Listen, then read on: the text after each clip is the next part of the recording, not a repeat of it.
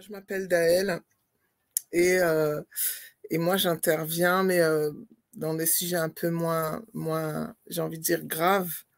Voilà, dans Radio Trois Anges. Et j'interviens surtout pour parler des plantes, des fruits, de la végétation, de la flore, euh, dans la Bible, parce que je suis une passionnée des plantes et de leurs propriétés. Et donc, aujourd'hui, je vous propose de faire une petite étude sur le thème, pardon, des arbres dans la Bible. Voilà. Et vraiment, comme vraiment, je remercie toujours Radio Trois Anges. Merci, on m'a sauté joyeux anniversaire. Merci, Mickaël, qui me souhaite joyeux anniversaire. Mais en tout cas, qu'allais dire? J'ai oublié ce que j'allais dire, mais en tout cas, je remercie toujours Radio Trois Anges de me donner l'opportunité de pouvoir intervenir sur ce sujet qui m'intéresse. Et j'espère que ça va vous plaire autant que ça m'a plu euh, aujourd'hui. Donc, aujourd'hui, je vous propose donc de travailler, on va faire une étude ensemble sur les arbres. Et forcément, on va pas avoir tous les arbres de la Bible. J'en ai sélectionné quelques-uns que vous allez retrouver pour ceux qui connaissent la Bible. Et ceux qui connaissent pas la Bible, eh ben, ça vous fera l'occasion de découvrir que dans la Bible, et on parle de la faune, on parle de la flore, on parle de plein de choses. Et dans toutes ces choses, Jésus-Christ est Seigneur. Jésus-Christ fait les choses parce qu'il a tout fait en lui, par lui, pour lui, et que tout a une signification.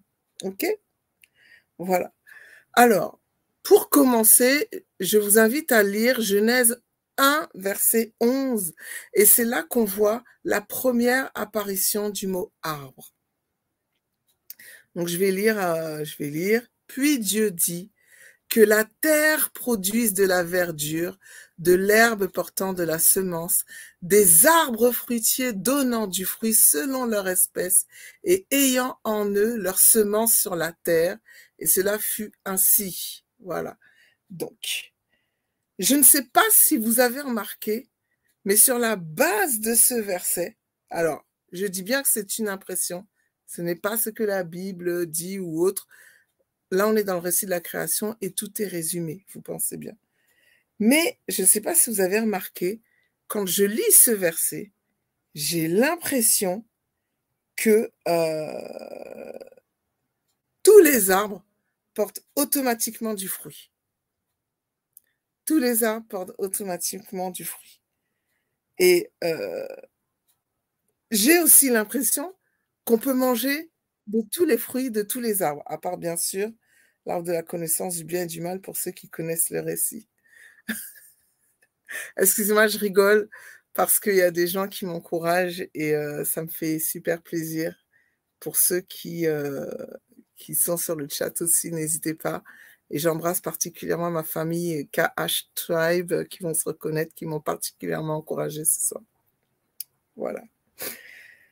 En tout cas, quand je lis ce verset, je dis bien que j'ai l'impression, je ne dis pas que c'est la vérité, mais que tous les arbres, je parle bien des arbres, pas de la verdure, mais que tous les arbres portent du fruit et que ces fruits sont comestibles pour l'homme.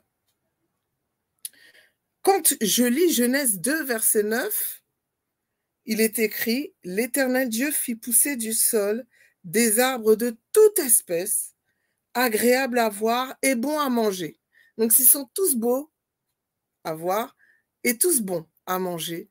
Et l'arbre de la vie au milieu du jardin et l'arbre de la connaissance du bien et du mal. Genèse 2, 16, l'Éternel Dieu donna cet ordre à l'homme, tu pourras manger de tous les arbres du jardin. Voilà pourquoi, et je vous dis bien que c'est une impression, moi j'ai jamais entendu des pasteurs dire ça, et moi-même je ne suis pas pasteur, donc, mais voilà pourquoi je me suis posé la question, mais Seigneur, est-ce que dans le jardin d'Éden, tous les arbres portaient foncièrement tous des fruits que les hommes pouvaient consommer, à part, je répète, l'arbre de la connaissance du bien et du mal, mais qui était un arbre fruitier. En tout cas, quand je suis sur la base de ces 3 versets, cette question, je me la suis posée. Je vais pas faire une étude sur ça ce soir, c'est pas l'objectif, c'est pas le but, mais voilà, j'avais envie de partager avec vous mes questionnements. Voilà. Et donc, comme je vous disais,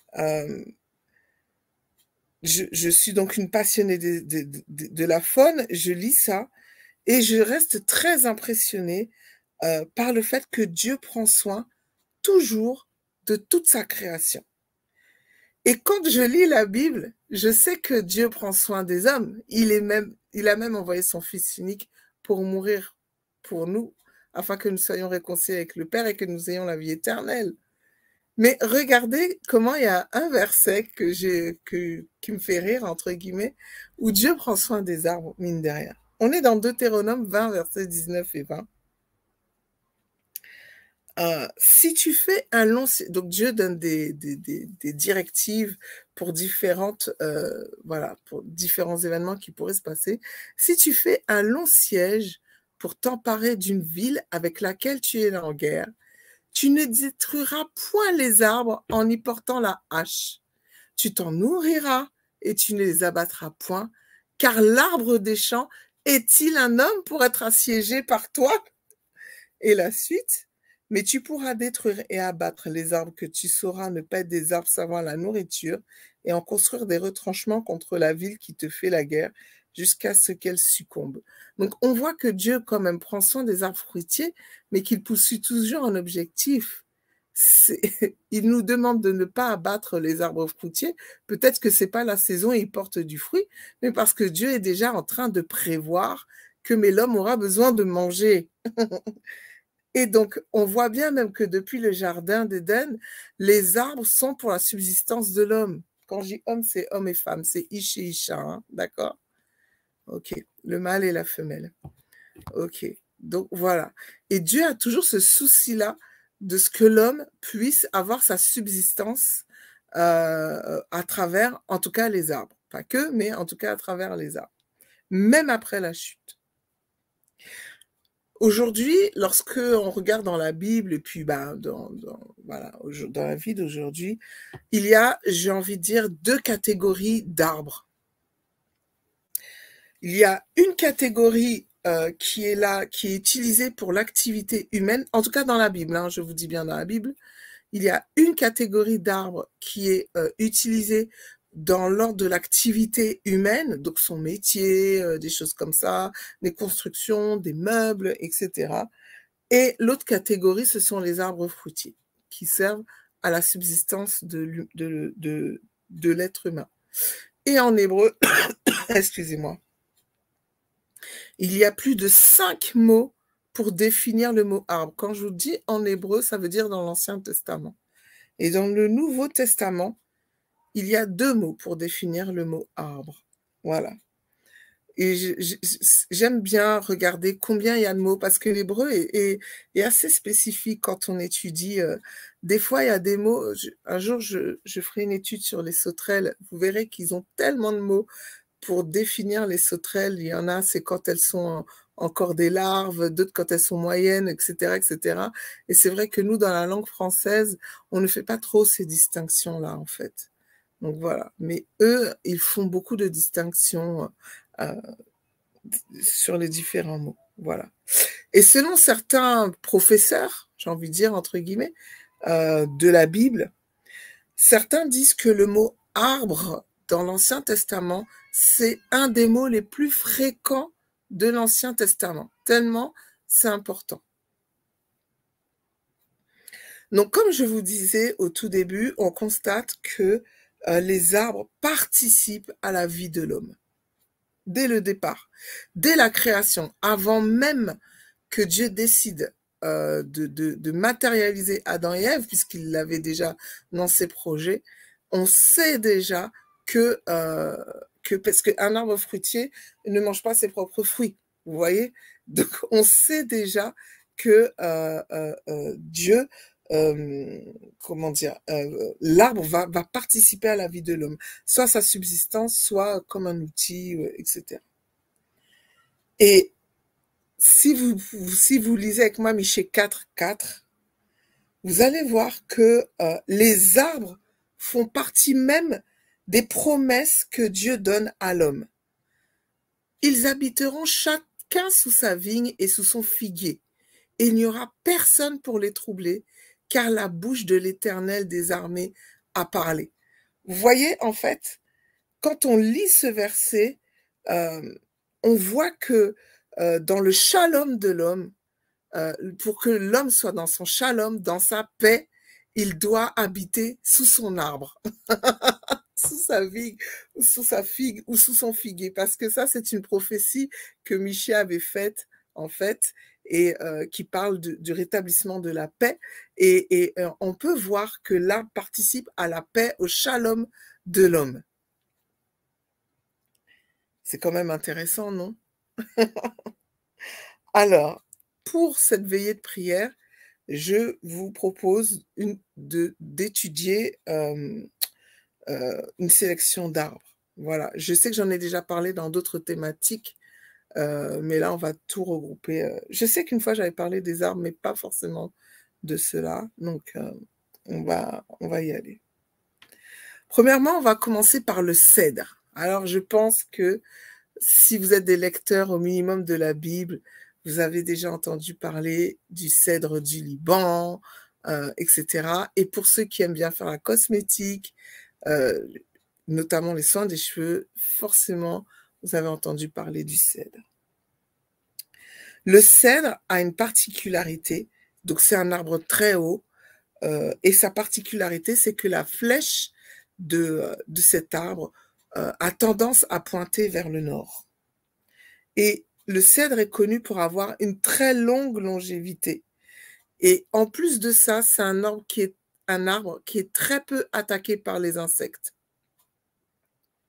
Donc, à cause de ces caractéristiques, donc de sa longévité et du fait qu'il ne soit pas vraiment attaqué par des insectes, c'est un arbre à l'époque que les Phéniciens utilisaient pour la construction de leurs navires. Les Assyriens l'utilisaient plutôt pour faire des constructions de monuments et les Égyptiens les utilisaient pour faire la construction des sarcophages. D'autant plus qu'il a en plus une odeur assez puissante et qui pouvait servir aussi à l'embaumement, pardon.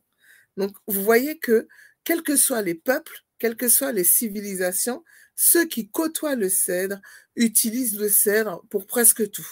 Alors, par contre, le cèdre n'est pas un arbre fruitier, hein, d'accord? Enfin, en tout cas, on ne mange pas des fruits du cèdre. Le cèdre du Liban, cet arbre, à lui-même, à lui seul, alors moi, j'avais compté le mot arbre, il y en avait à peu près 280, 300. Et le cèdre à lui seul est compté 72 fois. Donc, ça fait à peu près un quart, si je compte bien, ouais, à peu près un quart du mot arbre. Bon, quoique cèdre et arbre, c'est deux mots différents, mais je veux dire, voilà, il est quand même compté beaucoup de fois, le cèdre. Et on l'appelait aussi à l'époque biblique, certains peuples l'appelaient le prince des arbres. Voilà. Si vous lisez la Bible, on voit que le roi David habitait lui-même dans un palais fait de cèdre et qu'il y a un moment, il constate que, mais mon palais, il est de cèdre et l'Arche de l'Alliance, elle n'a même pas une maison. C'est parce qu'il constate que mon palais est fait de cèdre que je ne peux pas admettre que l'Arche de l'Alliance, qui représente la présence de Dieu elle-même, soit là-bas, là, sous une tente. Il faut lui construire quelque chose. Je vous propose de lire ça dans 2 Samuel 7, versets 1 à 3. 2 Samuel 7, 1 à 3, je vais commencer à lire. Lorsque le roi habita dans sa maison et que l'Éternel lui donnait du repos, après l'avoir délivré de tous les ennemis qui l'entouraient, il dit à Nathan le prophète, « Vois donc, j'habite dans une maison de cèdre et l'arche de Dieu habite au milieu d'une tente. » Nathan répondit au roi, « Va, fais tout ce que tu as dans le cœur, car l'Éternel est avec toi. » Donc c'est fou que David est un réma, est une révélation que je ne peux pas habiter dans une maison de cèdre et l'arche de l'Alliance ne veut pas habiter dehors, bon, à l'abri des tentes, etc. J'avais envie de vous décrire un cèdre, enfin voilà, à la hauteur, etc. Mais la Bible elle-même en fait une très belle description dans Ézéchiel 31, versets 1 à 9. Je vais vous lire ça, donc Ézéchiel 31, versets 1 à 9. La 11e année, excusez-moi, la 11e année du premier jour du 3e mois, la parole de Dieu me fut adressée en ces mots. Fils de l'homme, dis à Pharaon, roi d'Égypte et à sa multitude, à qui ressembles-tu dans ta grandeur? Voici, la Syrie était un cèdre du Liban. Ses branches étaient belles, son feuillage était touffu, sa tige élevée, et sa cime s'élançait au milieu d'épais rameaux. Les eaux l'avaient fait croître, l'abîme l'avait fait pousser en hauteur, des fleuves coulaient autour du lieu où il était planté et envoyaient leurs canaux à tous les arbres des champs. C'est pourquoi sa tige s'élevait au-dessus de tous les autres arbres, ses branches avaient multiplié, ses rameaux s'étendaient par l'abondance des eaux qu'il avait fait pousser. Tous les oiseaux du ciel nichaient dans ses branches, toutes les bêtes des champs faisaient leurs petits sous ses rameaux, et de nombreuses nations habitaient à son ombre. Il était beau par sa grandeur, par l'étendue de ses branches, car ses racines plongeaient dans les eaux abondantes. Les cèdres du jardin de Dieu ne le surpassaient point, les cyprès n'égalaient point ses branches, et les platanes n'étaient point comme ses rameaux. Aucun arbre du jardin de Dieu ne lui était comparable en beauté. Je l'avais embelli par la multitude de ses branches, et tous les arbres d'Éden dans le jardin de Dieu lui portaient envie. Donc, très étonnant. Visiblement, cet arbre était déjà en Éden. Bon, comme je vous dis, moi, je ne suis pas pasteur, je ne suis pas là, voilà, mais quand même, et vous voyez la splendeur, la grandeur de cet arbre-là. Quand on l'appelait le prince des arbres, j'ai même l'impression que c'est le roi. Voilà. Et quand je lis les descriptions d'un cèdre, c'est exactement ça, en fait. Là, c'est un peu, c'est beau, mais c'est exactement ça. Et j'aime bien la question du départ.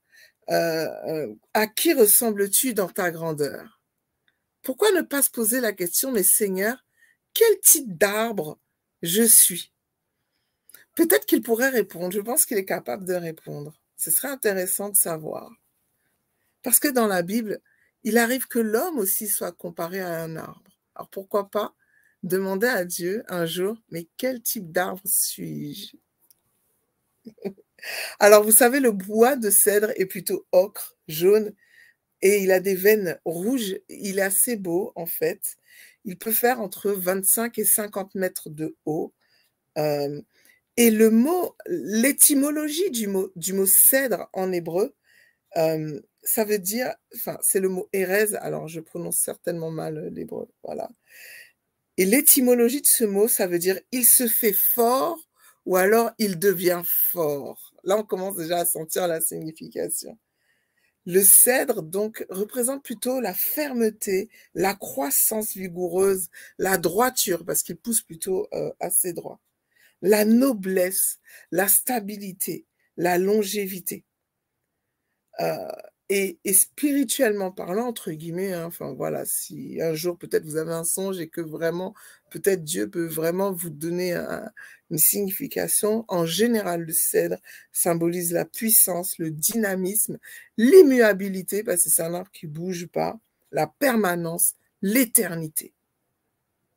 Donc quand Dieu te dit, oui, je te compare à un cèdre, et puis des fois il le coupe, ça veut dire vraiment, il avait donné à cette personne une place élevée, mais il y a un moment, bref. Aussi, cet arbre peut symboliser la gloire de Dieu.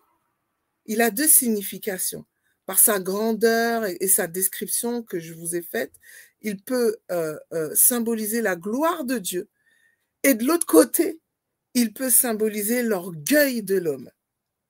C'est pour ça, quand je lis dans Ésaïe 42, 8, il y a un moment, quand je méditais sur ça, et je comprenais un peu mieux le passage de Ésaïe 42, 8, quand Dieu dit « Je ne donne ma gloire à personne ». Autant cet arbre peut représenter la gloire, mais quand, donc on pourrait dire la gloire de Dieu, donc un peu Dieu en soi, et quand un homme commence à se porter à la même dimension, tout à coup, c'est l'orgueil qui vient, et Dieu ne donne sa gloire à personne.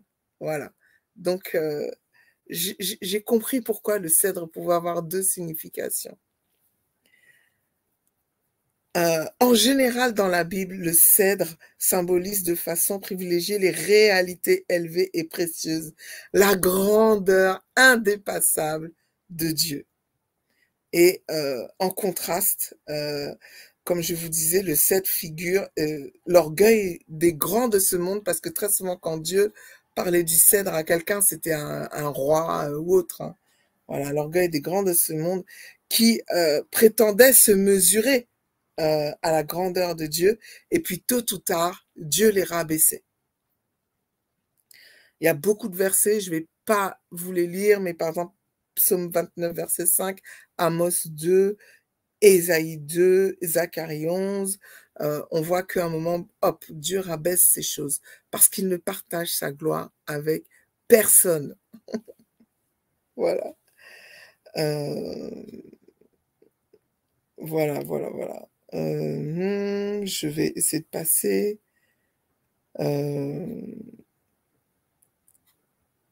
Alors, en aromathérapie, il existe plusieurs types de... Alors, en tout cas, il y a 3 types qui sont assez utilisés, qui sont assez connus, je trouve. Ça va être, premièrement, le cèdre de l'Atlas. Alors moi, je vous avoue, je suis pas fanatique des odeurs de cèdre. C'est un peu des odeurs de pin, mais avec un côté terreux. Je préfère la vraie odeur de pain. Je trouve qu'il y a un côté terreux et je trouve pas ça extra. Mais je sais qu'il y a des gens, c'est la panacée pour eux, l'odeur de cèdre. Je me rappelais dans mes cours à l'époque que les profs disaient, voilà, des fois quand vous avez besoin de vous ancrer quelque part, n'hésitez pas à sentir des odeurs de cèdre. Bref. Donc, en général, le cèdre de l'Atlas, lui, il est plutôt connu pour être un tonique du cuir chevelu. De même, il favorise l'élimination de la cellulite et c'est un tonique lymphatique. Donc ça, c'est important, c'est intéressant si vous avez envie d'avoir un peu plus de légèreté dans les jambes, etc. Vous pouvez un peu en mettre dans de l'aloe vera, par exemple, et masser vos jambes avec. Je répète, je suis dans le cas de la cosmétique et non pas dans le cas de l'aromathérapie. En cosmétique, pas plus de 2% d'huile essentielle dans vos produits. Alors, ça veut dire quoi? En général, 1%, c'est 35 gouttes. Après, il faut lire sur les flacons ou autres, sur les sites. Mais qu'est-ce que ça veut dire? Pour 100 millilitres de produit, d'une crème, si vous avez envie de rajouter du cèdre, par exemple, en plus, je trouve que 2%, ça fait beaucoup. Hein, ça va être fort en odeur, hein, mais bon, ça, c'est vous qui voyez. Ne mettez pas plus de 70 gouttes. C'est très important. Je suis dans le cadre de la cosmétique. Je le répète à chaque fois, l'aromathérapie, c'est autre chose. L'aromathérapie, c'est la thérapie, le soin par les huiles essentielles. Je ne fais pas ça ce soir, en tout cas. Voilà. Et l'huile de cèdre de l'Atlas est réparatrice, astringente, etc. Je sais qu'elle est connue parce qu'en général, elle lutte contre la chute des cheveux et contre les pellicules grasses. Donc voilà. Alors, excusez-moi. Parce que du coup, je voulais imprimer les feuilles et ça s'est pas bien imprimé. Du coup, j'ai dû mettre sur mon téléphone. Voilà. Le cèdre de Virginie, lui, pareil, il a des propriétés assez proches. Donc, lui, il a des propriétés purifiantes. Pareil, il aide à lutter contre les signes de la cellulite. Et pareil, il est raffermissant pour la peau, etc. Donc, le cèdre de Virginie a cette particularité qu'on l'utilise aussi sur les taches qu'on appelle les taches de vin. Vous savez, ce sont les taches rouges qu'on peut avoir sur la peau. Voilà. Vous pouvez, dans le cas de la cosmétique, mettre dans votre produit quelques gouttes de cèdre de Virginie. Et en plus, il est apaisant et purifiant pour la peau. Et il y a aussi le cèdre de l'Himalaya, pareil, anticellulite, régénérant et tonique du cuir chevelu, et antipelliculaire et antifongique. Donc voilà, tous les 3 cèdres-là sont assez proches dans leur utilisation. Voilà. Alors attention, je dis bien attention, j'ai remarqué très souvent sur les sites, quand on vous parle antipelliculaire et pour la pousse des cheveux, je sais que beaucoup de personnes, donc avec les cheveux frisés, etc., aiment bien les mettre dans leurs produits. Je crois hein, dans l'utilité des huiles essentielles, mais là où je dis attention, c'est que ça lutte plutôt contre les pellicules grasses. Et nous, les personnes enfin, voilà, de type africaine, on a plutôt des pellicules sèches. Il faudrait vraiment qu'un jour je vous fasse une thématique sur c'est quoi le cheveu, etc., etc. Et donc, oui, le cèdre peut être intéressant, mais pensez à le coupler avec d'autres huiles essentielles ou des huiles végétales pour compenser parce qu'elle aura tendance à justement vouloir faire qu'on ne sécrète pas assez de sébum. Or, le but, nous, ce serait plutôt qu'on en produise un peu plus. Voilà. Je vous propose d'aller à un deuxième arbre parce que l'heure avance assez rapidement. C'est le sycomore. Alors, le sycomore, c'est assez intéressant parce que si je vous dis sycomore, nous, on a plutôt en image un arbre type érable. Or, le sycomore de la Bible n'est pas du tout ce qu'on appelle aujourd'hui au XXIe siècle un sycomore.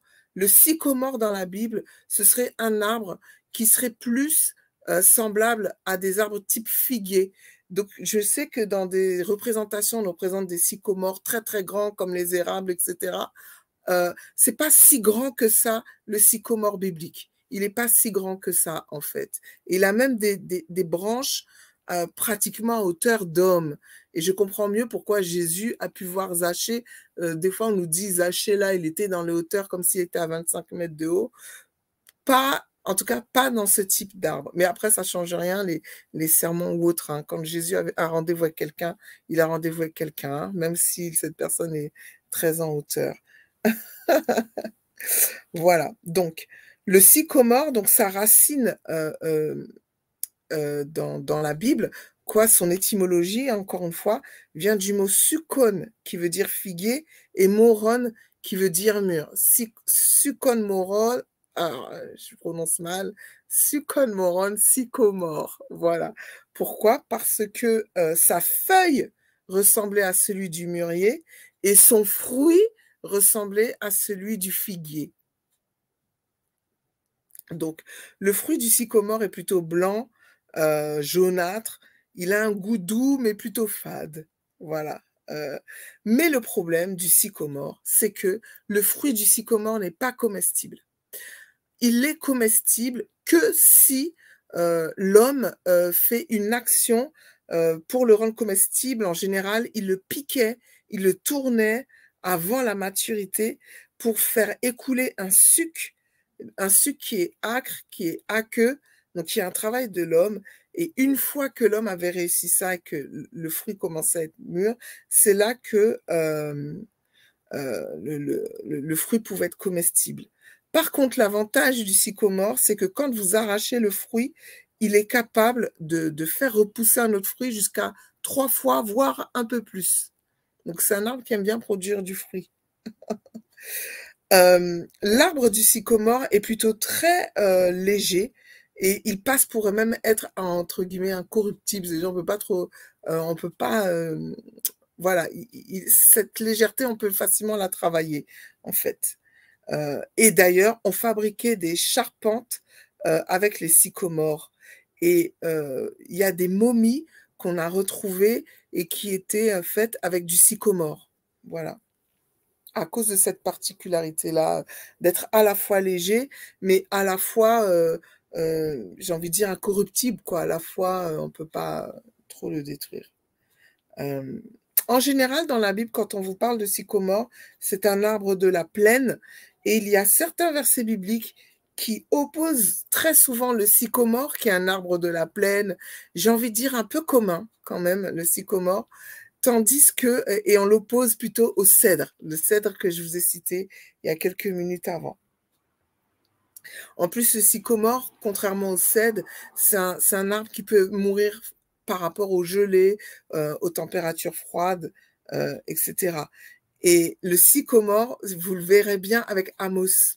Le prophète Amos, il dit oui, mais moi, je suis un producteur de figues de sycomore. Et ben, il faisait ce travail-là, comme je vous dis, avant la maturité de l'arbre, de pouvoir tourner le fruit et le piquer pour le rendre comestible, notamment le rendre comestible aux bovins.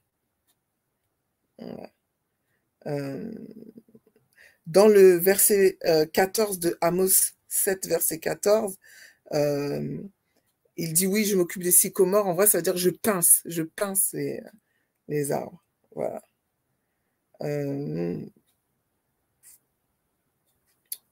Voilà. On le donnait aux bovins, surtout au bétail, pour permettre la lactation. On donnait ce fruit-là pour permettre la lactation. Voilà. Et donc, Amos donnait certainement à son troupeau. Il est compréhensible, comme je vous disais, que Jésus ait pu voir Zachée parce que le sycomore a cette particularité d'avoir des branches basses. Et ça, vous le voyez dans Luc 19, verset 4. Et alors, je pense que vous connaissez un peu tous l'histoire de Zachée. On va faire comme si personne ne connaît.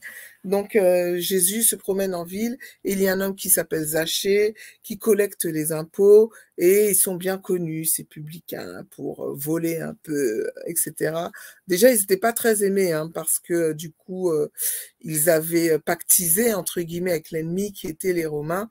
Et donc, Jésus est un homme populaire qui écoutait des foules, et Zachée a envie d'écouter Jésus. Certaines personnes disent qu'il devait être petit de taille, mais je pense en plus que Zachée n'étant pas très aimé, on devait bien le bousculer, etc. Et donc, il décide de monter dans un arbre qui est ce fameux sycomore. Et quand Jésus va sur le chemin, il voit Zachée sur cet arbre et il dit à Zachée de descendre. Et c'est très intéressant que la Bible nous explique que Zachée était sur un sycomore. Pourquoi? Parce que ce sycomore, le fait de voir Zachée sur ce sycomore, on peut comprendre que Zachée voulait dominer la situation, dominer les choses, les événements qui se passent, puisque en hauteur, on domine toujours. Cependant, Zachée, à peine Jésus lui dit descends, il décide de descendre donc de cette domination, de ce piédestal. On voit en fait dès le départ, dès que Zachée est appelé par Dieu, ça signifie que il s'est déjà converti à Jésus. Il a une conversion radicale, Zachée. Voilà. Et donc il descend entre guillemets de sa pseudo-élévation sociale pour retrouver sa vraie place. Et sa vraie place, c'est quoi? C'est quelqu'un qui est coupable et qui a besoin d'être pardonné. Excusez-moi.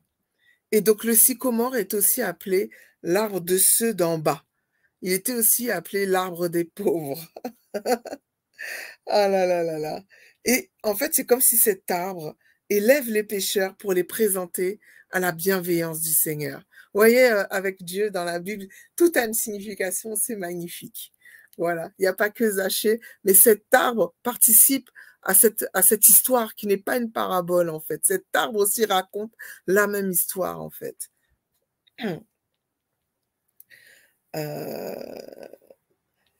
Voilà.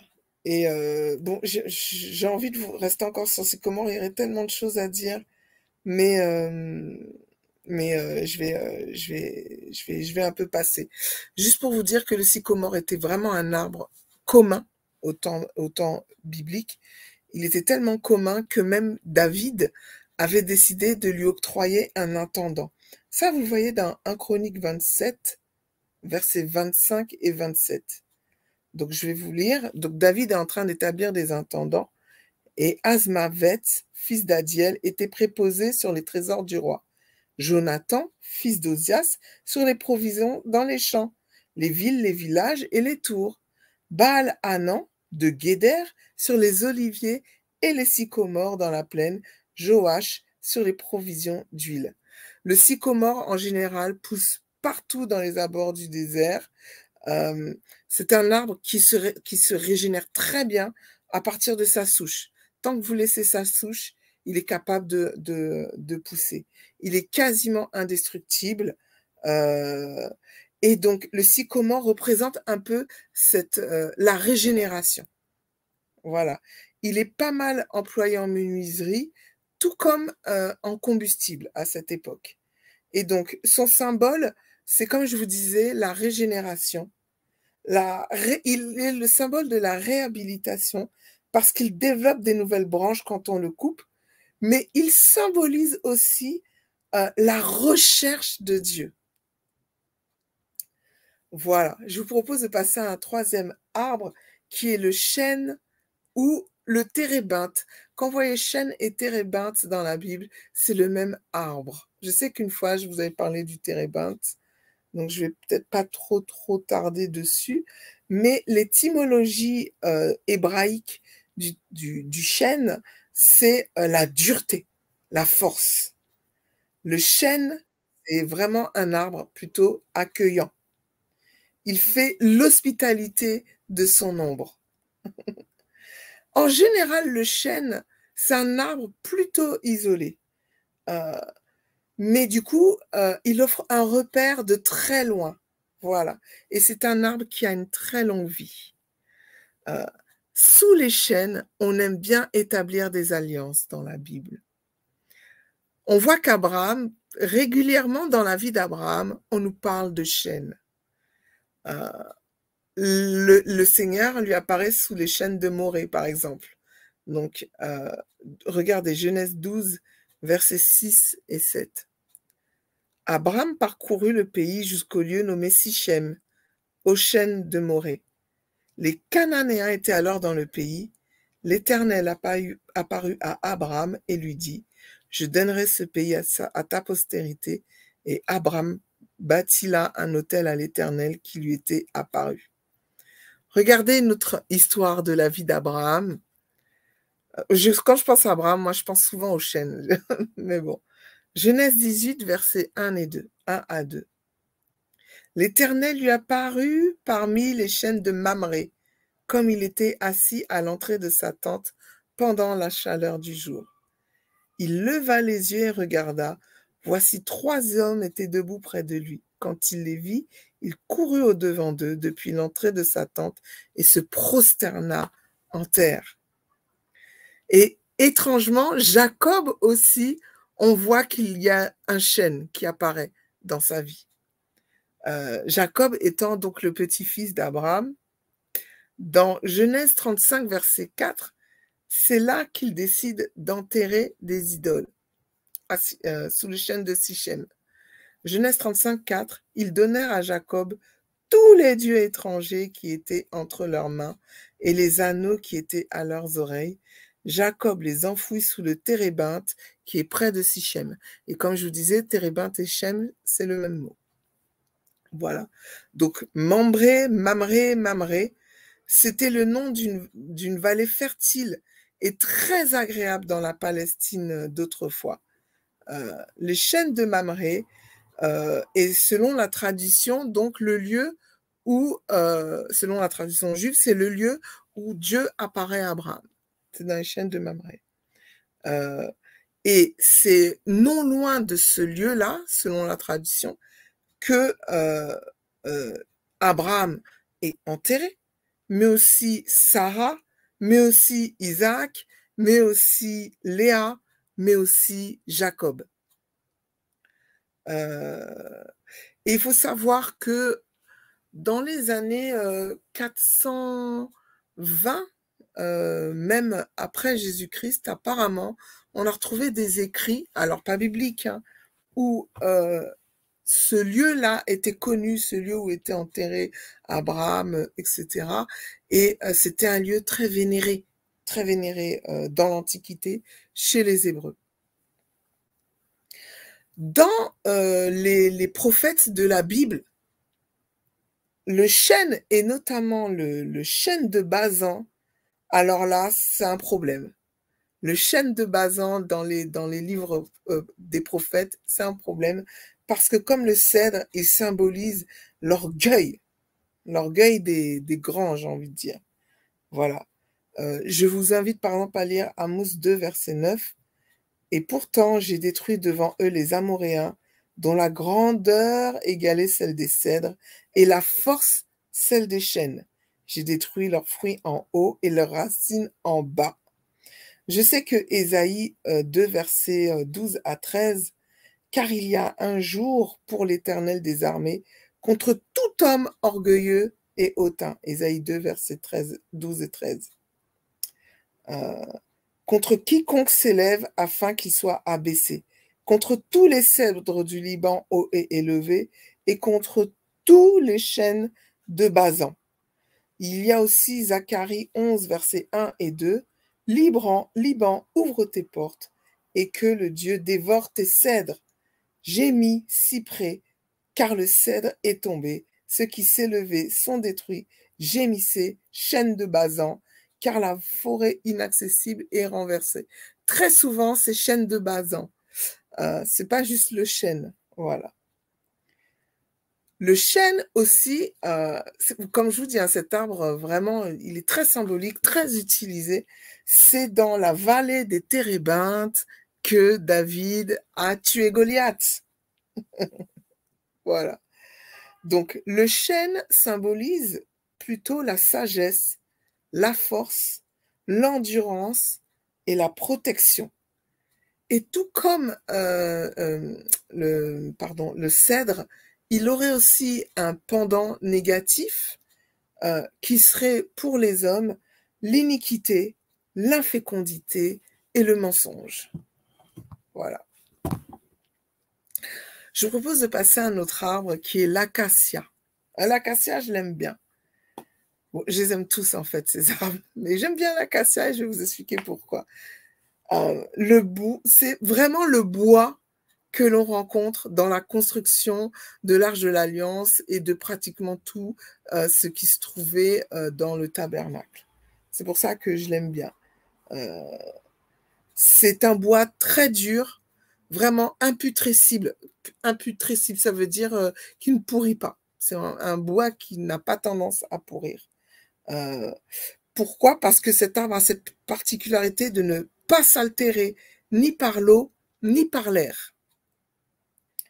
Et c'est sans doute pour cela que l'on pense que Dieu avait prévu de prendre de l'acacia, notamment pour l'Arche de l'Alliance, etc., puisqu'il fallait que ça dure, il ne fallait pas le refaire tous les 3 mois ou autre. Dieu avait cette sagesse-là de savoir que l'acacia, c'est un arbre qui est imputrescible, qui allait durer vraiment un bon moment. Et c'est dans la péninsule du Sinaï, c'est le seul arbre qui existait. C'était l'acacia. Qui existait et qui pouvait être utilisé pour la construction des éléments du tabernacle. Il est très estimé dans les temps bibliques pour la fabrication des meubles. Et en plus, l'acacia produisait aussi de la gomme, il produisait aussi des matières colorantes, il produisait du cachou, enfin voilà, il produisait pas mal de choses, c'est pas juste du bois pour du bois, c'était vraiment un bois multitâche, voilà. Donc tout était en acacia dans l'Arche de l'Alliance, il y avait les pins de la table des propos, pas les pins, la table des pins de proposition, les barres de transport, les cadres verticaux, les traverses, les piliers, l'autel des holocaustes plaqué d'airain, l'autel des parfums avait pour base l'acacia. Et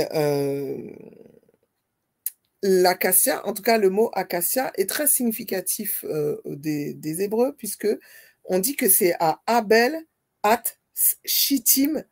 Or, Abel at Shittim, dans Nombre 33, 49, si tu peux le mettre. Shittim, en fait, ça veut dire acacia au pluriel. Voilà. Donc, c'est en gros, en français, on va dire la plaine des acacias, dans la partie de Moab près du Jourdain, que s'est arrêtée l'errance du peuple. Voilà, exactement, c'est ce verset-là. C'est là où, en fait, que le peuple a arrêté de errer pour maintenant conquérir Canaan. C'est là que le peuple avait campé dans les plaines de Moab, justement, c'est là. De même, dans Josué 2, verset 1 et aussi Josué 3, verset 1, vous allez voir ça, c'est de Chittim. Alors, pareil, hein, acacia au pluriel, Chittim, voilà. Alors, il parle de Sittim, voilà, Sittim, Chittim, ça dépend des versions. C'est à partir de là que Josué a envoyé 2 espions pour explorer le pays de Jéricho et qu'il est parti pour traverser le Jourdain. Voilà. Donc, Josué 3, verset 1 aussi, qui dit « Josué s'étant levé de bon matin, partit de Sittim avec tous les enfants d'Israël. Ils arrivèrent au Jourdain et ils passèrent la nuit avant de le traverser. » Et il y a d'autres mots pour acacia, c'est chita. Alors, chittim au pluriel, chittim c'est acacia au pluriel, et chita c'est acacia au singulier. Donc, c'est là, c'est dans, excusez-moi, Juge 7, verset 22-23. Donc, c'est à Beth Shitta, donc qui veut dire la maison de l'acacia, que Gédéon a remporté. Vous savez, quand il y avait les 300 guerriers qui devaient lutter avec lui, eh bien, ils ont réussi jusqu'à Beth Shitta, voilà, à exterminer leurs ennemis.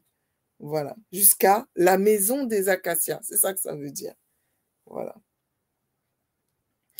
Alors, en général, dans la Bible, l'acacia, c'est le symbole d'un désert luxuriant. Pourquoi?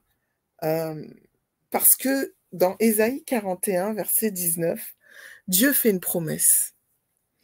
Il fait une promesse parce que l'acacia, c'est un arbre qui pousse dans le désert. Mais Ésaïe 41, verset 19, il dit quelque chose d'intéressant. Il dit « Je mettrai dans le désert le cèdre, l'acacia, le myrte et l'olivier.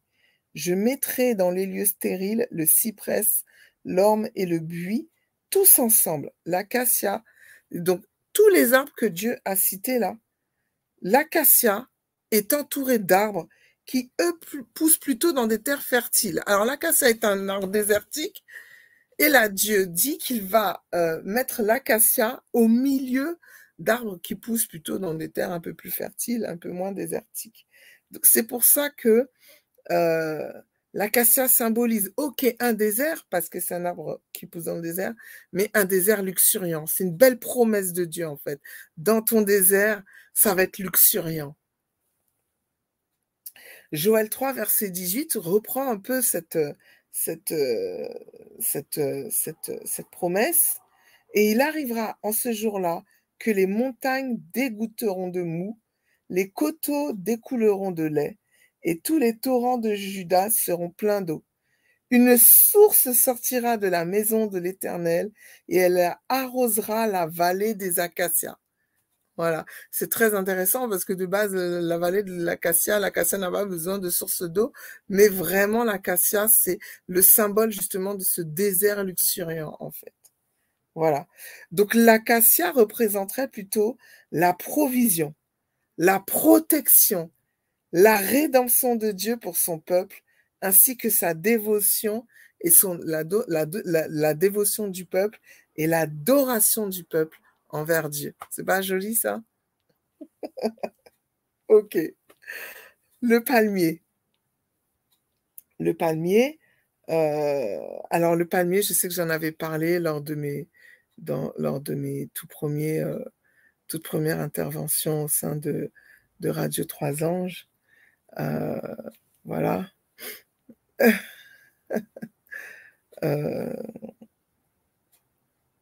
Alors le palmier, lui, il occupe dans la société orientale une place telle. Alors le palmier, c'est le dattier, hein. Voilà. Et il occupe une place telle que on ne conçoit pas dans la culture de se passer du dattier.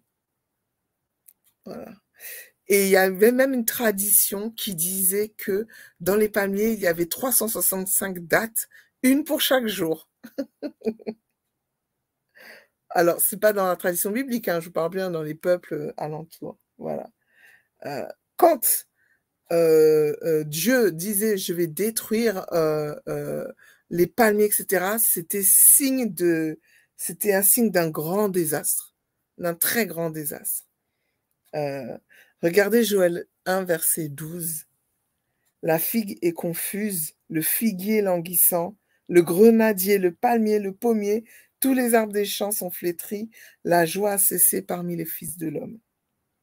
Vraiment, le palmier est essentiel, étant essentiel pour la vie des Sémites, en fait. C'est pas juste le peuple d'Israël, c'était vraiment toute cette population-là, en fait. Il était même considéré comme un arbre sacré.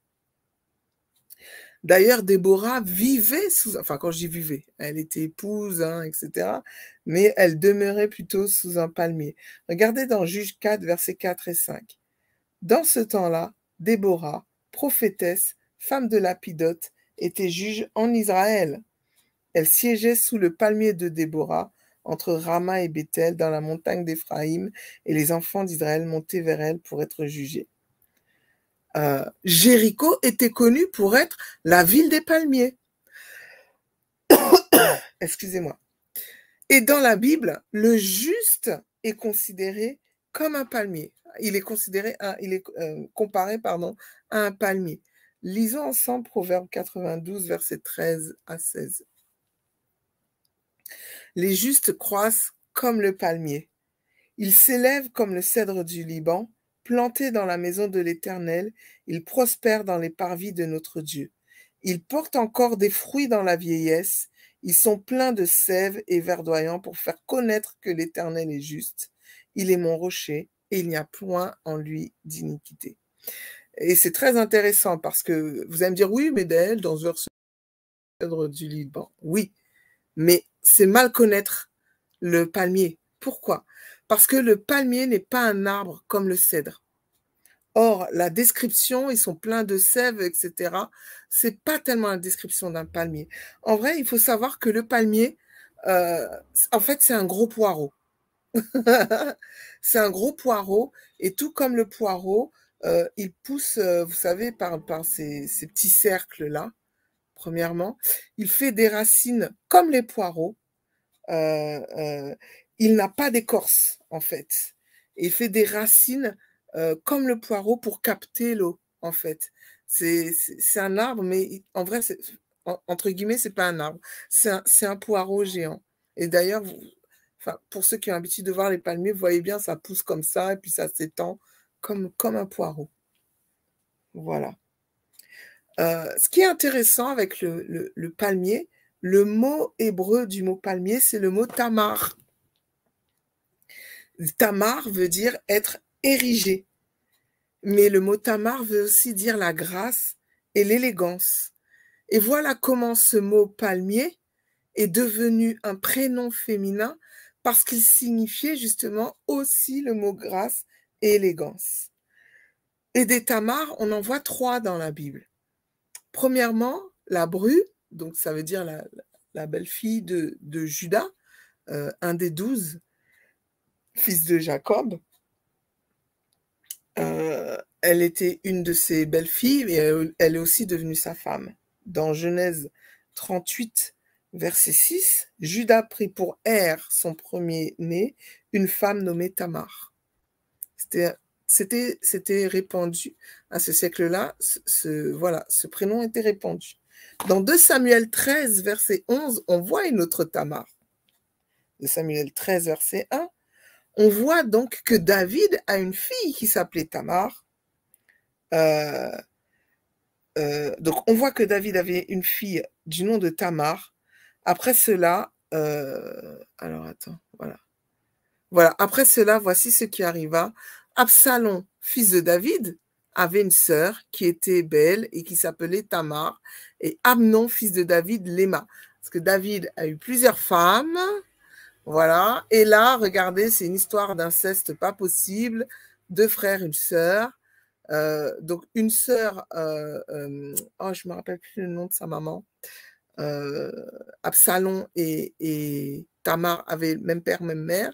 Amnon était demi-frère puisqu'ils avaient le même père mais pas la même mère. Et Amnon tombe amoureux de sa sœur Tamar et va jusqu'à la violer et ensuite la rejeter. C'est une histoire fort intéressante que je vous invite à lire. Ça, c'est digne des films des péplums ceux qui veulent faire des films, ils ont qu'à lire ces histoires-là et en faire des films, c'est extraordinaire. Voilà. Et Absalom, étrangement, alors je ne sais pas si c'est étrangement ou pas, est-ce qu'il aimait beaucoup sa sœur et qu'il voulait la consoler ou autre, mais il donne le prénom Tamar à sa propre fille. Donc, Tamar, elle a une nièce qui s'appelle Tamar. Et ça, on le voit dans 2 Samuel 14, verset 27. Et Absalom donne à sa fille le nom de sa sœur, le nom de sa propre fille. Voilà, il n'a qu'Absalom 3 fils et une fille nommée Tamar, qui était une belle femme de figure, une femme belle de figure. Ouais. Voilà. Donc, en général, dans les temps bibliques, et pas que, même aujourd'hui, lorsque vous voyez un palmier, on sait qu'il y a de l'eau, puisque comme je vous ai dit, c'est un espèce de poireau géant. Voilà. Et donc, le palmier symbolise l'espoir et la vie. À la fête des tentes, d'ailleurs, on balance des feuilles de palmier. Je vous invite à lire Lévitique 23, verset 40. Vous prendrez le premier jour du fruit des beaux arbres, des branches de palmiers, des rameaux d'arbres touffus et des saules de rivière, et vous vous réjouirez devant l'Éternel, votre Dieu, pendant 7 jours. Donc, quand on voit que Jésus marche sur l'ânon, mais ça vient déjà de ça, en fait. Néhémie 8, versets 14 et 15. Ils trouvèrent écrire dans la loi de l'Éternel, que l'Éternel avait prescrite par Moïse, que les enfants d'Israël devaient habiter sous des tentes pendant la fête du 7e mois. Ça, c'est la fête de Sukkot. Et proclamer cette publication dans toutes les villes à Jérusalem. Allez chercher à la montagne des rameaux d'olivier sauvages, des rameaux de myrte, des rameaux de palmier, des rameaux d'arbres touffus pour faire des tentes comme il est écrit. Et donc, tout ça fait renvoi à Jean 12, versets 12 et 13. D'ailleurs, Jean est le seul livre qui ramène au fait que c'était vraiment des branches de palmier. Le lendemain, une foule nombreuse de gens venus à la fête, ayant entendu dire que Jésus se rendait à Jérusalem, prirent des feuilles de palmier et allèrent au-devant de lui en criant « Hosanna, béni soit celui qui vient au nom du Seigneur d'Israël ». Et c'est très important. Pourquoi? Parce que j'en ai à chair de poule quand je pense au palmier. Le Seigneur en parle dans Lévitique. On voit Jésus qui bénéficie de ces choses, parce que tout ce qui est dans le Lévitique et tout préfigure Jésus. Et on retrouve cette symbolique dans l'Apocalypse. Regardez Apocalypse 7, versets 9 à 12. Après cela, je regardais, et voici, il y avait une grande foule que personne ne pouvait compter, de toute nation, de toute tribu, de tout peuple, de toute langue. Ils se tenaient devant le trône et devant l'agneau, revêtus de robes blanches et des palmes dans leurs mains, et ils criaient d'une voix forte en disant, « Le salut est à notre Dieu qui est assis sur le trône et à l'agneau. » Et ça, c'est Hosanna. Hein. Voilà. Hosanna, c'est le salut. Hein. Et tous les anges se tenaient autour du trône et des vieillards et des 4 êtres vivants, et ils se prosternaient sur leur face devant le trône, et ils adorèrent Dieu en disant « Amen, la louange, la gloire, la sagesse, l'action de grâce, l'honneur, la puissance et la force soient à notre Dieu au siècle des siècles. Amen. » C'est vraiment, j'en ai la chair de poule. Et donc, on voit, en fait, tout ça, ça symbolise. Donc, tout ça, ça parle des martyrs. Et comment dire, la feuille de palmier est érigée comme une barrière parce que c'est Jésus qui sauve. Voilà. C'est aussi Jésus qui sauve. C'est aussi une symbolique vraiment de Jésus qui sauve, en fait. Et donc, voilà comment c'est élevé comme une bannière. Voilà. Le symbole du palmier aussi, c'est le symbole de la victoire. Depuis l'Antiquité jusqu'à aujourd'hui, les palmes sont l'emblème du triomphe, de l'honneur, de la gloire. En Israël, le palmier, c'était aussi le symbole de la nation. Sur les premières monnaies de la nation, alors, je sais que nous, on a plutôt des Bibles protestantes, mais on parle de l'histoire des Maccabées. Alors, Maccabée, c'est pas un Maccabée comme ici, hein, etc. Mais on parle des pièces, et sur les pièces étaient érigés des palmiers. Voilà. Et les pièces symbolisaient, enfin, c'était gravé en fait la victoire de la Judée, en fait. Et c'était représenté par un palmier. Ok. Et donc le palmier représente aussi la victoire de Dieu sur le péché, le diable et le monde. C'est pourquoi la feuille de palmier était un motif d'ornementation dans le temple. Ok, il est 2h02, donc je termine là, parce que moi j'avais jusqu'à 2h. J'ai un peu débordé, mais je pense que vous me pardonnerez. Vraiment, je remercie chacun d'entre vous qui m'ont salué. Donc Lasso, Nathalie Singh, Ernest, Martine, Colette, Laetitia, ma sœur, Constance, Virginia. Merci à vous tous d'avoir participé à l'émission. Vraiment que Dieu nous bénisse tous. Il y a encore d'autres choses à dire sur les arbres et tout, mais vraiment, je vous ai présenté ce que je voulais vous présenter. Les arbres représentent... Alors, je vais peut-être aller... ok, je vais peut-être aller très vite sur quelque chose, mais je ne trouve plus sur l'ordinateur. Mais donc, ok. Je voulais peut-être vous dire quelque chose. Donnez-moi 2 petites minutes. Ça devrait... comme ça, j'aimerais vous apporter une conclusion un peu plus loin. Donc, dans la Bible, l'arbre est très souvent symbolisé par la vie, symbolise très souvent la vie. Combien même c'est l'orgueil, combien même c'est toutes ces choses. Mais vous voyez, on parle de la vie, on parle de l'arbre de la connaissance du bien et du mal. On ne parle pas de l'arbre de la mort. L'arbre a toujours été créé pour la vie humaine, en fait. Voilà. Alors oui, il y a l'arbre de la vie, hein, bon, qui est au milieu du jardin d'Éden. Et même dans la tradition juive, on estime que l'arbre de la vie représente la Torah. C'est magnifique. Et donc, quand dans le psaume 1, on dit qu'il est comme un arbre planté près d'un courant d'eau, eh bien, on estime que c'est comme quelqu'un, en fait, qui est dans la Torah. Voilà. L'arbre, comme je vous disais, c'est aussi un lieu de rencontre. Un lieu de rencontre entre Dieu et l'homme. Par rapport à comment ça s'appelle, à Abraham, par rapport à Zachée. Rappelez-vous aussi, je vous en ai pas parlé, mais quand Dieu dit à Nathanaël, je t'avais vu sous le figuier. Ceux qui ont vu Chosen, j'aime beaucoup ce passage dans le film de Chosen, c'est magnifique. On le voit, Nathanaël qui est sous ce figuier, et Jésus lui dit, mais je t'avais vu.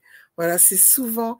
l'arbre représente la vie, la vie de l'homme, la rencontre avec l'homme. C'est aussi un lieu de révélation, puisque c'est vers les arbres de Mamré que Abraham a fait alliance aussi avec Dieu, a eu la révélation que on va brûler Sodome et Gomorre et toutes ces choses. L'arbre représente aussi des fois l'homme. Quand l'homme était aveugle, il dit, oh, je vois des hommes, ils sont comme des arbres, etc., etc. Et l'arbre, à l'époque biblique, était un objet de culte, vraiment de culte païen. Mais l'arbre aussi, le symbole de la renaissance. Regardez dans le coffre de l'Alliance, il y avait le bâton d'Aaron qui avait fleuri, et la Bible dit bien, non seulement il avait fleuri, il avait fait des feuilles, des fleurs et du fruit. Voilà, donc l'arbre a vraiment ce côté toujours représentant la vie, en fait. Il est aussi symbole de la fécondité. Et quand Dieu maintenant dit oui, voilà, la cognée et à la racine, d'ailleurs, je me suis toujours posé la question. Il dit la cognée et à la racine. Mais vous avez vu les racines d'un arbre? C'est dans la terre.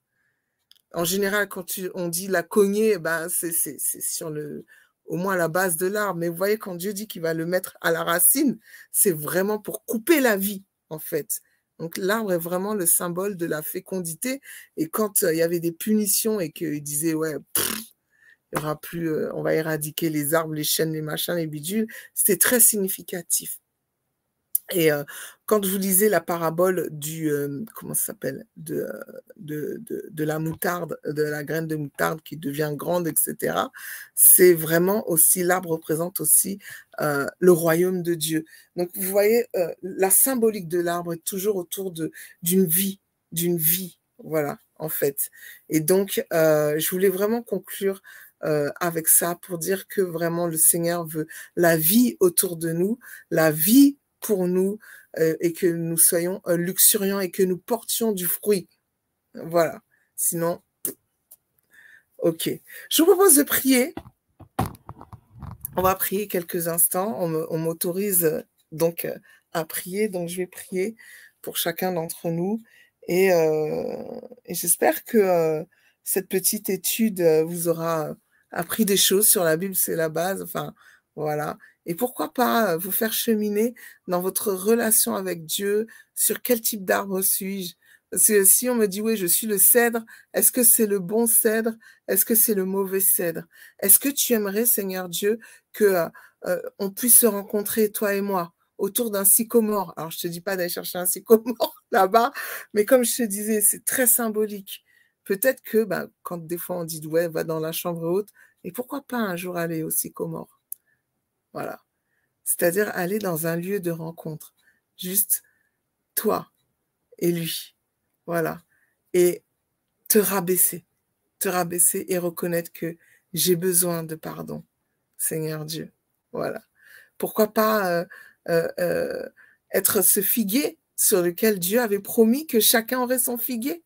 Vous voyez? Je vous propose de réfléchir à toutes ces choses. Moi, je vais prier et vraiment que Dieu nous aide tous. En tout cas, Père éternel, Dieu Tout-Puissant, j'aimerais te remercier pour cette étude.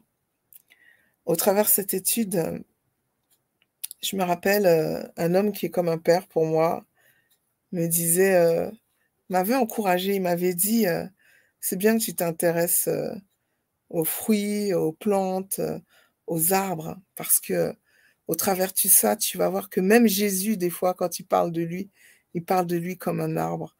Et c'est magnifique de voir comment Dieu veut parler de nous, Dieu veut parler de lui, même au travers sa création, les arbres. Et donc, Père éternel, je veux te remercier pour cette étude. Dès le jardin d'Éden, tu avais prévu des arbres. Et lorsque tu vas revenir, il y aura aussi cet arbre de vie. Donc, je veux te louer, te rendre grâce, Seigneur Dieu, pour cet arbre de vie. J'aimerais te remercier pour ta parole, Seigneur Dieu, qui est comme un arbre de vie pour chacun d'entre nous. Je te prie, ô Dieu, que nous puissions nous y plonger et y mettre nos racines bien profondes, Seigneur Dieu, afin que nous puissions croître, Seigneur Dieu, et être considérés comme c'est juste, ô Dieu. Je veux te louer, te rendre grâce, Seigneur Dieu, parce que des fois tu veux nous élever comme le cèdre, mais ne nous permets pas de céder à l'orgueil. Nous ne voulons pas utiliser ta gloire pour autre chose que toi. La Bible dit que nous soyons revêtus de Christ. Je veux, Père éternel, que lorsque l'on me voit, on puisse voir Christ en moi et non pas moi. Si c'est un cèdre que l'on doit voir, que ce soit celui de Christ et non pas moi. Celui de ta gloire et pas de la mienne. Ô Père, nous abandonnons, Seigneur Dieu, tout orgueil. Nous renonçons à l'orgueil, Seigneur Dieu, pour faire place à ta gloire et à ta gloire seule. Que les nations puissent voir qui tu es dans nos vies, comme ce cèdre était vu, Seigneur Dieu. Que ceux qui sont perdus puissent trouver leur chemin, Seigneur Dieu, parce que tu es le chemin, la vérité, la vie. Et nous ne sommes que des canaux de ton esprit et de toi, Père éternel. Je veux te louer et te rendre grâce, Seigneur Dieu, pour ce que tu es. Parce que même des oiseaux, pardon, se nichaient dans ces arbres-là. Tu tenais à les protéger, Seigneur Dieu. Et il arrive, Père, que nous ayons besoin de protection. Et tu nous apportes cette protection, comme ce chêne, comme ce cèdre, Père éternel. Tu ne bouges pas. Tu ne bouges pas, Seigneur Dieu. Tu es stable, tu es noble et tu dures dans le temps. Et tu n'es pas un homme pour mentir. Seigneur Dieu.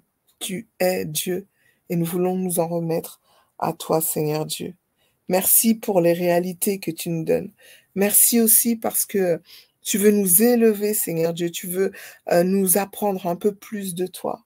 Et Seigneur Dieu, nous disons oui aux révélations que tu veux nous donner de toi, aux révélations que tu veux nous donner de ton royaume. Et nous ne voulons pas ni bouger, ni à gauche, ni à droite. Et comme ce cèdre est poussé, sa cime pointée vers le nord, mais j'ai envie de dire, nous voulons toujours être pointés vers toi, Père éternel. Seigneur Dieu, je veux te louer, te rendre grâce, excusez-moi, par rapport à ce sycomore. Tu as prévu des temps et des rencontres pour aller à la rencontre de l'homme que nous sommes, Seigneur Dieu. Et aujourd'hui, j'aimerais te demander, tandis que nous sommes à cette veillée de prière, et même après, que nous puissions avoir avec toi ce temps de rencontre, malgré la foule qui est tout autour, malgré nos agendas qui sont ouverts, super, hyper bouqués, Père éternel, que tu puisses t'arrêter et que tu nous dises descends. Nous voulons descendre. On s'est peut-être élevé. On a voulu peut-être un peu trop de gloire, dominer les événements, dominer les choses, mais ces choses nous échappent. Ces choses nous échappent, Père éternel, et nous avons besoin de toi. Et tandis que tu nous dis, descends, nous voulons descendre, Seigneur Dieu. C'est une conversion que nous voulons. Que nos cœurs se convertissent à toi. Que nos cœurs se convertissent à ce que tu nous dis. Nous voulons croire en ta parole. Et des fois, on a du mal à croire, Seigneur Dieu. Mais nous disons que tu es Seigneur et Sauveur. Et que nous voulons descendre de ce sycomore, Seigneur Dieu. Descendre et être dans la plaine avec toi, Seigneur Dieu. Et uniquement monter lorsque toi, tu veux monter. Et Père éternel, le sycomore, c'est un arbre qui ne porte pas du fruit comestible. Et je te demande pardon, Père éternel, pour toutes les fois où on a porté du fruit qui n'était pas comestible. Ce fruit-là n'est pas le fruit du royaume, du coup. On a peut-être fait les choses avec du zèle amer. On croyait faire les choses pour l'Église, mais c'était pour l'orgueil. On croyait faire les choses pour nos pasteurs, mais c'était juste pour être vu. On croyait faire les choses pour Dieu, mais c'était du zèle amer. Et je te demande pardon. Je confesse ces choses au nom de tous les auditeurs de Radio 3 Anges et de moi-même. Tourne ce fruit, pique ce fruit s'il le faut, afin que nous puissions porter du bon fruit. Que tu puisses y goûter, te délecter, Seigneur Dieu, et que nos prochains aussi puissent y goûter et se délecter, Seigneur Dieu. Je prie pour les conducteurs de brebis. Je ne parle pas de conducteurs d'église, mais tous les conducteurs comme Amos qui avait un bétail et qui nourrissait son bétail par ses fruits de sycomore, Seigneur Dieu. Je prie pour tous les auditeurs de Radio 3 Anges qui n'ont même peut-être qu'une brebis, même si c'est une seule âme que Dieu te demande, te confie, Seigneur, confie à cet auditeur. Je prie que le fruit que tu donnes à cette âme, ce soit un fruit comestible, qu'il ait été piqué par Dieu, tourné par Dieu s'il le faut, mais que cette figue soit une figue comestible pour toutes les brebis, pour toutes les personnes que tu nous donneras, Seigneur Dieu, que tu nous confieras, pardon, Père éternel. Tandis que des fois, tu veux nous bénir et tu nous fais, Seigneur Dieu, être dans des beaux palais. Nous voulons reconnaître que des fois, on t'a mis ailleurs sous une tente. Et je te demande pardon. Que ta parole, que ta présence revienne au cœur de notre vie, Seigneur Dieu. Et que notre corps, notre cœur soit le temple de Dieu. Qu'on ne te laisse pas à l'extérieur, mais vraiment à l'intérieur, Père éternel. Réhabilite les choses, Seigneur Dieu. Nous voulons être à la recherche de toi, comme Zachée qui était dans ce sycomore, Père éternel. Seigneur Dieu aussi, tout comme le chêne ou le sérébinthe était un arbre où il y avait des alliances, ce soir nous voulons faire ou renouveler l'alliance que nous avons avec toi. Peut-être certains des auditeurs n'ont jamais fait d'alliance avec Dieu. Je t'invite à faire une alliance avec Dieu. C'est simple. Tu dis, Seigneur, je te donne ma vie. Être en alliance avec quelqu'un, c'est pouvoir bénéficier à deux l'un de l'autre. Sauf que si tu réfléchis dans la réalité, tu n'as rien à donner à Dieu qu'il n'a pas déjà. Donc, être en alliance avec Dieu, ça ne peut être que bénéfique pour toi.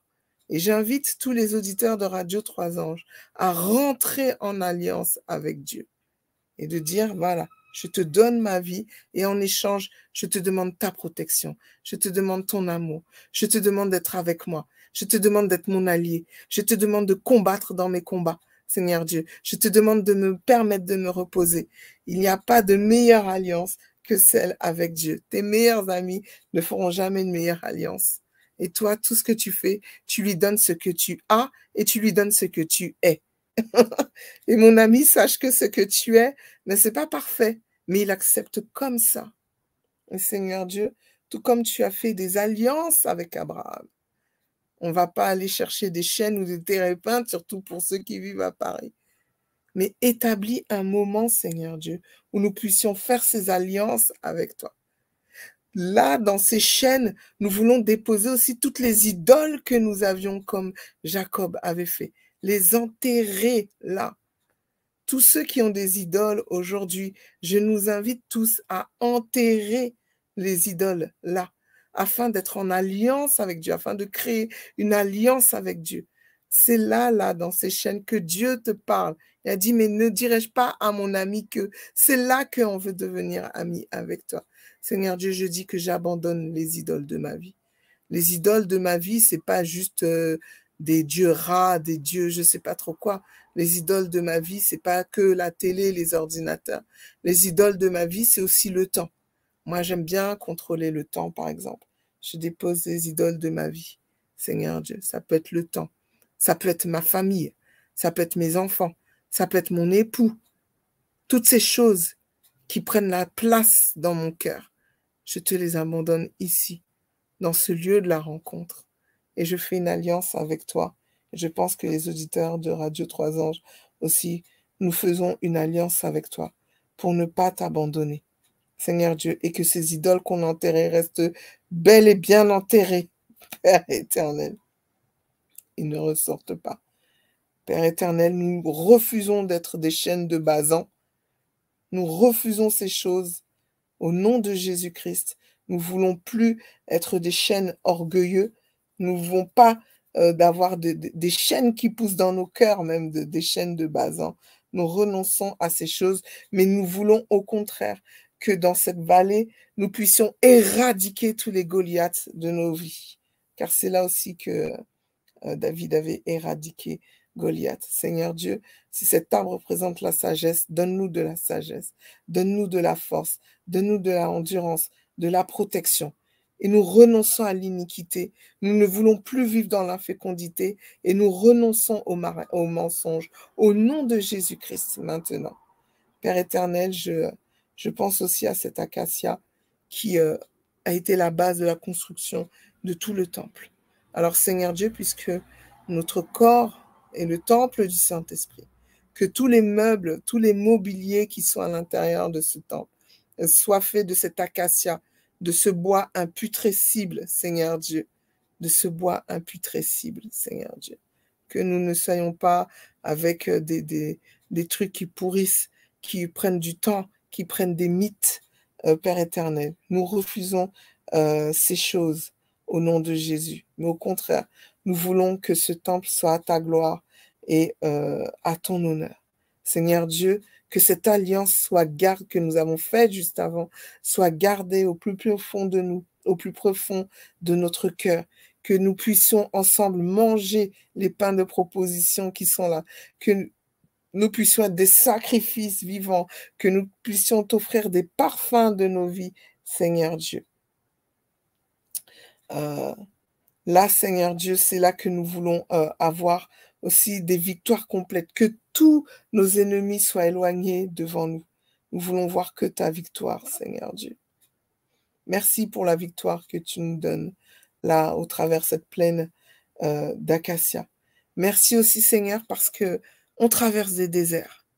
Et des fois, tu ne nous promets pas forcément de sortir du désert, mais tu promets juste de nous désaltérer dans le désert. Tu nous promets juste de nous apporter la fécondité dans le désert. Et ainsi, même le désert peut être un lieu vivant, un lieu où l'on peut vivre. Et Père éternel, je prie pour toutes les personnes qui sont dans le désert, dans les auditeurs de Radio 3 Anges, qui ont l'impression d'être dans un désert qui ne se termine pas. C'est peut-être un temps que Dieu veut. Alors, soit je déclare vraiment que tu sortes de ce désert, si le Seigneur le demande, mais si c'est le Seigneur qui t'y a poussé, réfléchis un instant.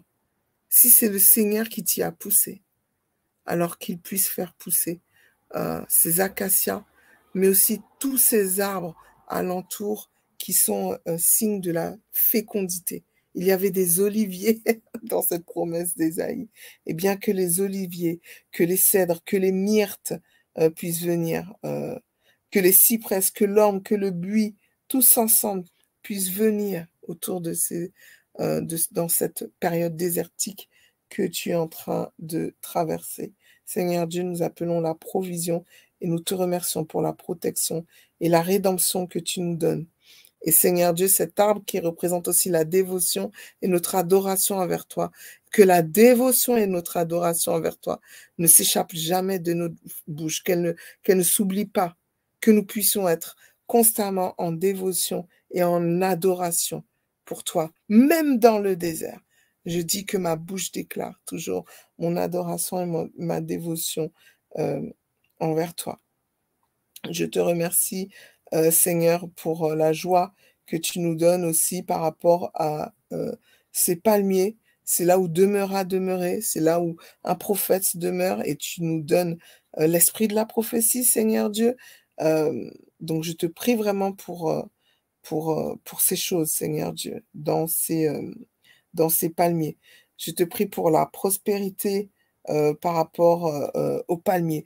Et le palmier savait toujours trouver comme ses poireaux de l'eau, Seigneur Dieu, que nos racines soient profondément ancrées dans la parole de Dieu. Il faut savoir qu'en hébreu, l'eau représente souvent la parole de Dieu. L'huile, c'était l'esprit, et l'eau, c'était très souvent la parole de Dieu. Et donc, nous voulons mettre les racines de nos vies, les racines de notre être, les racines de nos cœurs dans ta parole et que nous puissions vivre, nous déployer comme ce palmier, Seigneur Dieu. Que nous soyons remplis de grâce et d'élégance, tout comme ces palmiers. Oui, Seigneur Dieu, je te remercie et je te rends grâce pour toutes les promesses. Et Seigneur Dieu, je te demande vraiment que nous puissions tous nous retrouver au ciel à dire Hosanna, Fils de Dieu, c'est toi qui sauves. C'est toi qui sauves. Nous reconnaissons que c'est toi qui sauves, Seigneur Dieu. Et peut-être que parmi nous, il y a des martyrs, mais que nous puissions dire, même dans ces difficultés que nous traversons, Hosanna au Fils de Dieu, avec ses feuilles de palmier. Le palmier symbolisant la victoire de l'agneau sur les œuvres du diable, que tu puisses avoir la victoire, Seigneur Dieu, dans nos vies, sur la chair et sur toutes les œuvres que l'ennemi avait prévues pour nous, que ces choses soient détruites à cause de la victoire que tu nous donnes. Donne-nous le triomphe, je le crois déjà que nous avons le triomphe, l'honneur et la gloire. Ces choses te reviennent à toi d'abord, Seigneur Dieu, et on est juste co-héritiers de ces choses. Et je te remercie. Vraiment, je te prie, Seigneur Dieu, que cette victoire orne ma vie. C'est au nom de Jésus que je t'ai prié, mon Père. Amen.